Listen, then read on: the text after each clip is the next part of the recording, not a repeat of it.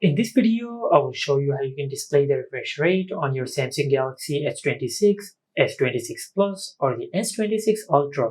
Now to do that, just go to Settings, and under Settings, just scroll down and tap on About Phone. From here, just tap on Software Information, and on this page, just tap on the build number a few times until you enable developer options. Now just enter your lock screen PIN, then tap on Continue.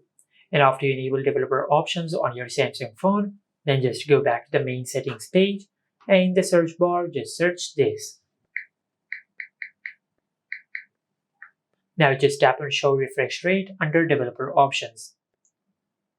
Then enable this toggle, and after you do that, you will show the refresh rate of the screen of your Samsung phone. As you can see, if I start swiping on the screen refresh rate will show that it is running currently on 120 Hz. But if I stop scrolling, it will shift down to 1 Hz or 60 Hz. Just like that. And this is it. Make sure to like, comment, and subscribe. Thank you for watching.